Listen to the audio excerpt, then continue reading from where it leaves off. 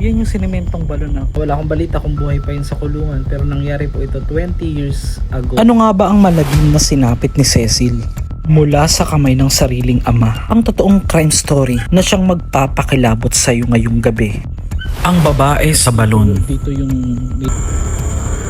kung sino man ang nandito iniimbita. Yun yung palayaw ng tatay niya. Yung tatay niya mismo yung kumitil sa kanya. So guys, ito yung binabagtas namin.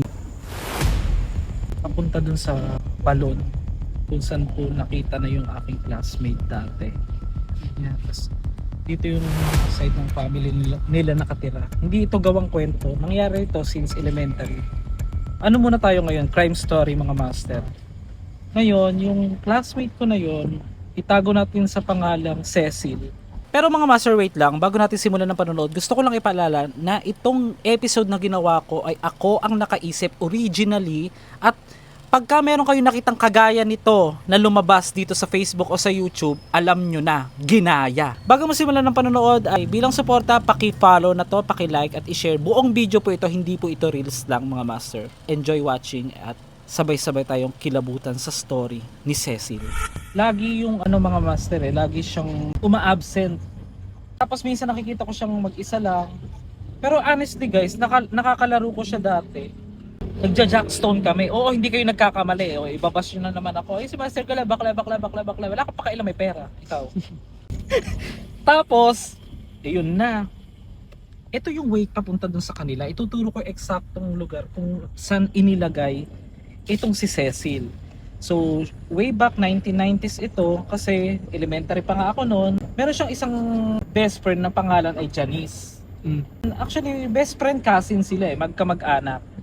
Lagi ko siyang inaasar-asar kasi may mga farm sila dyan ng mga pakwan, ng mga palay. Medyo malapit na tayo guys. Nagtatanim ng palay yung tatay ni Cecil. Yung si Janice na best friend niya, na pinsan niya, dun pala siya nag-o-open mga master ng mga ginagawa sa kanya ng tatay niya. Nahanap. Tignan mo, napakaliblib ng lugar. Kayo, totoong crime story to And one day, inanap ko, sabi ko, bakit laging absent si Cecil? Yung pala mga master, malapit na tayo. Tutukan yung gando, tsaka follow nyo na yung page kung gusto yung mga gantong story kasi real story to, wala na tong cut.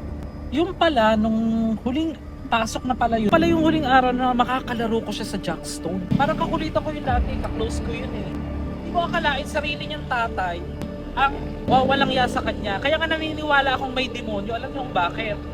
Pero yun mo guys, hindi ka pa maniniwalang may hindi demonyo tawag doon. Napakaingay naman kasi ng yan Yun.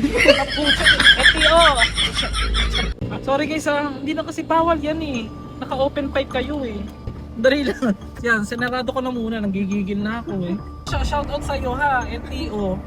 Huling araw ko nang makakalaro siya. Tanda ko yon, parang Friday. Hindi na siya pumasok. Hinahanap na siya ng teacher ko. At nabalitaan na pala namin nung parang uwian na ng tanghali na nawawala na itong si Cecil. Si Cecil pala binoon sa isang bar. Ngayon pupuntahan natin. So ito na, malapit na kami dun sa sa balon. U-turn ka na lang dun. U-turn. U-turn. Ito kung ano ang sinasabi niya. Kaliwa! Lutang ka ba? Sabi mo kasi huwag maglilip Ihanda niyo yung sarili niyo. Nung pag-uwi ko lang sa bahay habang nag-e-edit ng video, dito ko napansin nung pagdating ko na merong parang nakatayo na parang figura ng isang babae na nakalugay ang kanyang buhok. Medyo creepy guys. So ito naman master, ako na lang bababag mag-isa kasi medyo natatakot yung kasama ko. Natatakot? Ba't ako matatakot? Dito ka na lang muna. Sige. Sabi ko lang pala, ako lang pala kunin ko lang yung flashlight tapap.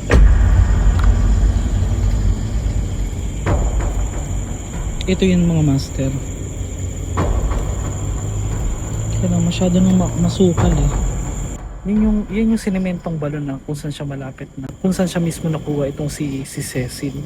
Ngayon, meron ditong gate May ipapapansin ako guys sa inyo sa video. Titigan yung mabuti yung pinapakita ko sa screen. Yung parang nakatayo dyan sa may gilid. Tingnan nyo, parang nakaganon yung buhok.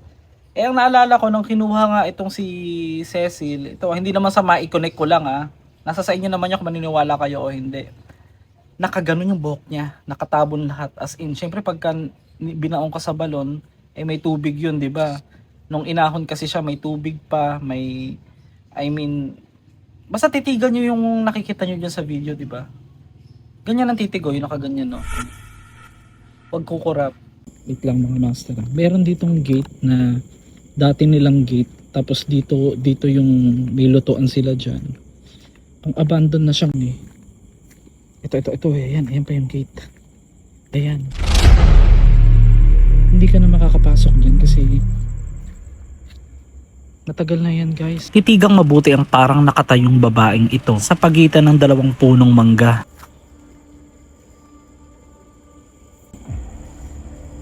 Kaya ko ba? Nandun yung kasama ko, yun yung sasakyan niya. Yan. Ano naman ako, bawal lang mahina ang loob. Puntahan na natin. Ito na siya. Smell. Ang bigat. Mismo dyan sa pinaka puno na yan, nandiyan yung ilalim ng balon na hinukay, ginawa para sa kanya. Ngayon, susubukan natin gawa ng investigation ngayon kung magtutugma sa ghost tube. Open ko yung ghost tube ko guys. Kasi biglaan natin din. Yung nangyari sa isang lugar, parang nagpi-picture out na sa akin. Hindi ko alam kung saan nanggaling yun. Baka matagal na sa akin yung ganung kakayanan. Pero it's a gift para sa... Kasi ang nakita ko, nagluluto ng... Kahit hindi ko alam yung kwento ha. Nagluluto ng sinaing yung tatay niya. Tapos tinawag siya. And then... papasok na siya sa school noon. Kasi 2 araw siyang hindi nakita. Hindi ko nagkakamali, 2 araw. At dyan na siya nakita mismo sa balon na hinukay dyan sa may punong mangga na yan na hindi. Narito pa ba? Bye.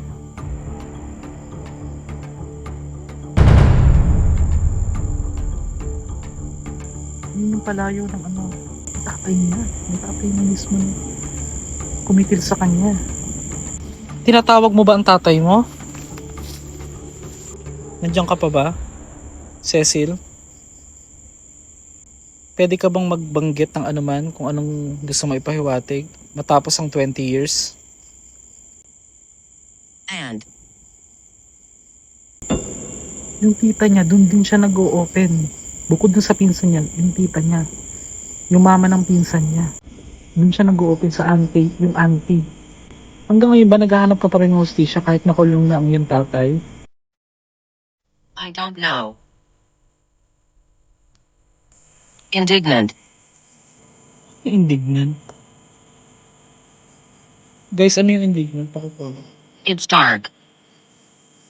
Madilim talaga. Umaga ba ginawa yon?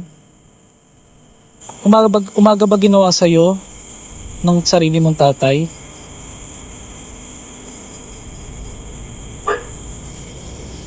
Wait lang guys. Baka pagating tayo ng aso. Dito tayo, lipat tayo.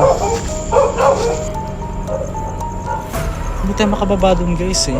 Na muna ako. Papatuloy lang natin sa part 3 ng video kung ano yung magiging response. Pero kailangan balikan dito for paranormal investigation. Ang mga nakita ko kanina, yung tatay niya ay may inuutos sa kanya. Hindi mo na siya pinapasok kasi gagalawin siya. Parang ganun, gagalawin na siya. Umiglas na siya, pinagsasabihin siya na papatayin siya, ganun. At alam mo ba kung anong lumabas sa ghost tube? Yung palayo ng tatay niya. Boy. Boy? Si Kaboy. Kilala dito yun. Oo. Tapos, yung lumabas din yung aunt. Ibig sabihin yun guys, yung auntie, dun nagsusumbong din kasi itong si Cecil. Yun yung mama ni Janice. Yun yung nagsilbing witness dun sa kaso. Basta nakikita ko dun, nag-ano ng sinaing, tapos pinagplanuhan eh, ng tatay niya. Biruin mo, actually guys, nakita ko yung ibang nangyari, nabalitaan ko, pero ito kasi bago lang ito sa nakita ko ngayon na hindi ko narinig sa kwento sa kanya dito. Yung tatay niya, 4 days nang pinagpaplanuhan kasi nagsibak siya ng mga malalaking akasya na anuhan yon, pinanggagatong kasi nila yung pag nagluluto sila. Yung akasya na yun yung inano sa kanya. Bago siya tabunan ng putik, yun yung parang maging cover ba, maraming puno ng akasya. Oh? Which is, yun yung nagtutugma, sa nakita ko din, nagsisibak siya ng kahoy. Pero yung kwento, alam ko talagang nilagyan ng ng ganun talagang ginawa. Nakaganon daw na nakita yun eh. Nakaganon dalawang kamay yun. Kamay ang nakita sa kanya. So yun mga masan, nasentensyahan po ng habang buhay na pagkakakulong yung tatay ni Cecil na gumawa sa kanya ng karumal-dumal o suklam na ginawa ng sariling anak. Wala akong balita kung buhay pa yun sa kulungan pero nangyari po ito 20 years ago. Yun yung hindi ko ma-explain eh. Kasi sabi ko nga sa inyo, may mga kakayahan daw na minsan hindi mo alam, nandyan na sa'yo, late mo lang nare-realize na nandyan. Nabuksan na pala o na-enhance yung mga sinasabi nilang hindi naman third eye, hindi naman ako kasi kung naniniwala sa third eye. Kumbaga may tuturing yung bagay na yun as paranormal. Yun, ang lino kasi nang nakita ko doon mga master eh. Yung nakasuot pa siya, nang naalala ko yung elementary pa kami, yung sinusuot niya palagi. Tapos may dala din siyang, mahilig kasi yung sa red at saka sa pink na panyo. Yun yung dala-dala niya palagi. Sa malagim na sinapit ni Cecil na matapos ang 20 taong mahigit ng kanyang pagkawala, sumisigaw pa rin kaya ang hustisya o patuloy pa rin siyang minumulto ng malagim niyang alaala.